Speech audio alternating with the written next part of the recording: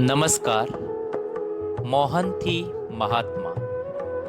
संकलनकर्ता हूँ अल्पेश पटेल, सूरत। मोहनदास के गांधी ની 150મી જન્મ જયંતિ વર્ષ નિમિત્તે રજૂ કરી રહ્યા છીએ ગાંધી વિચાર। बापू की जन्मभूमि गुजरात उनकी एक अहम कर्मभूमि भी बनी। दक्षिण अफ्रीका से 1915 में भारत आने के बाद भारत में बापू ने अपना पहला आश्रम अहमदाबाद के कोचरब में बनवाया। आश्रम जीवन से उनका मतलब था आज़ादी का संघर्ष और साथ में सामाजिक न्याय। जैसे जैसे आश्रम का अर्थ उनकी ज़िंदगी में बढ़ता गया, ये केंद्र बिंदु भी बढ़ते गए और 2 साल बाद 1917 में अपने प्रारूप में आया साबरमती आश्रम।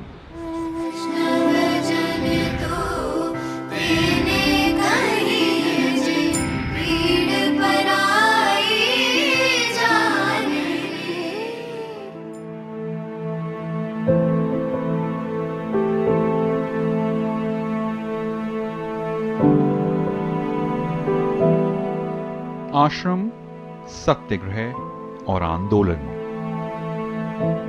दक्षिण अफ्रीका से भारत वापस लौटने के बाद मोहनदास करमचंद गांधी का आगे का सफर इन्हीं बिंदुओं पर शुरू हुआ। एक महात्मा के सफर को अगर समझना है तो इन 3 तत्वों को समझना होगा। ये महात्मा गांधी के व्यक्तित्व का नया पता था। 1917 के चंपारण सत्याग्रह ने आजादी की लड़ाई को एक नई राह दिखाई और साथ ही एक महात्मा की पृष्ठभूमि की नींव भी रखी। गांधी अब आजादी की लड़ाई के एक नए सेनापति बनने जा रहे थे, लेकिन स्वतंत्रता संग्राम का रुख क्या होगा, उन्होंने इस सवाल के जवाब की शुरुआत अपनी जन्मभूमि गुजरात से की। दक्षिण अफ्रीका में रंगभेद की बहुत बड़ी समस्या थी। उसका सफर सत्याग्रह के द्वारा हल करके महात्मा गांधी जी 1915 में 9 जनवरी को हमारे देश भारत में आए। उस समय उनको आते ही हिंदुस्तान की आज़ादी की लड़त का काम करना था और भारत के लोगों का एक नवनिर्माण हो, देश का पुनरुत्थान हो, ऐसे काम करना था। तो उनको लगा कि इस काम के लिए एक स्थान ऐसा होना चाहिए जहां हम लोगों को तालीम दे सके और मेरे जो सत्याग्रह की विचारधारा है उसके अनुसार लोगों को तैयार करें। शुरुआत जो फिनिक्स से हुई, टॉलस्टॉय में भी रहे, किराए के मकान में रहे, यहाँ बाहरी अपना डेरा बना दिया। तो अहमदाबाद के लोगों ने दरअसल गांधी जी को आमंत्रित किया था और गांधी जी खुद भी सोच रहे थे कि कहाँ रहना है भारत में। अहमदाबाद के लोगों के आमंत्रण को मान देकर वो यहाँ रहे हैं और 15 साल अहमदाबाद में बिताए। 1915 में ही आ गए थे और 30 तक वो यहाँ रहे। यूं तो समक्ष भारत बापू की कर्मभूमि रहा, लेकिन भारत लौटने के बाद गुजरात उनके आंदोलन का एक अहम केंद्र बिंदु बना। हालांकि उनके कई मित्रों और सहयोगियों ने राजकोट, यहां तक कि कलकत्ता समेत कई शहर आश्रम बनाने के लिए सुझाए, बापू ने आखिरकार अहमदाबाद को चुना। और ये साबरमती आश्रम का 1917 में आरंभ हुआ। तो उस समय ये वीरान जमीन थी और साबरमती के किनारे पर थी। बाजू में साबरमती जेल भी थी। तो उनको एक ख्याल था कि जहाँ जेल होती है वहाँ का हवामान बहुत शुद्ध होता है, वहीं जेल का काम चलता है।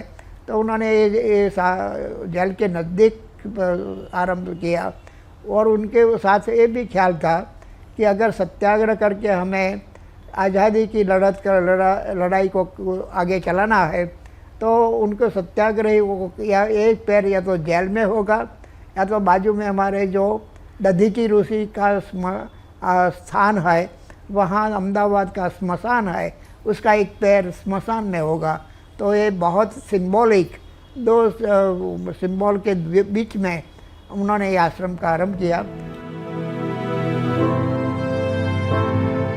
और अपनी जीवनी सत्य के साथ प्रयोग में उन्होंने लिखा, गुजराती होने के नाते मुझे लगा कि मैं अपनी भाषा गुजराती से देश की और बेहतर सेवा कर पाऊंगा।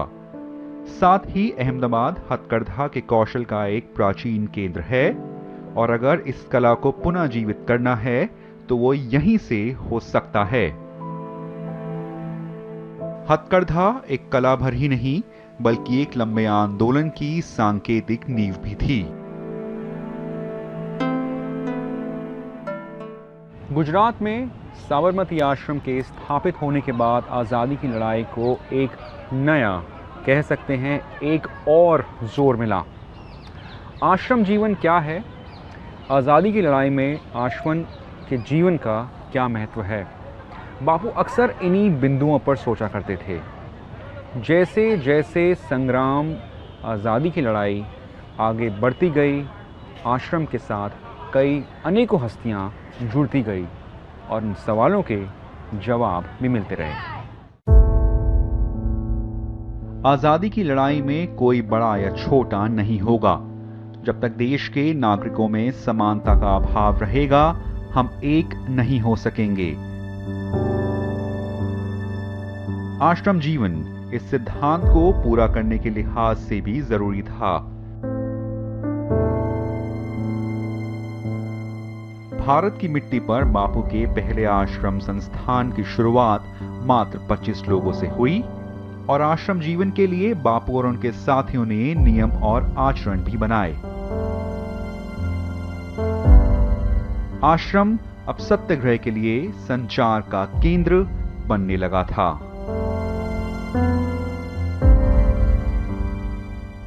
आरंभ में उन्होंने कृषि और शिक्षा और पशुपालन और ग्रामोद्योग के काम के से आश्रम का काम शुरू हुआ और उस समय वो कर्मवीर गांधी के तौर पर दक्षिण अफ्रीका से आए थे। तो हमारे देश के बहुत प्रबुद्ध, विचारवान और बहुत सक्षम लोग भी उनके प्रति आकर्षित हुए और वे लोग भी गांधी जी के साथ जुड़े। उसमें काका साहेब कालेलकर, महादेव भाई देसाई, नरहरि परीख और भी बहुत ऐसे विशिष्ट लोग उनके साथ जुड़े और आश्रम का काम बहुत तेज़ी से शुरू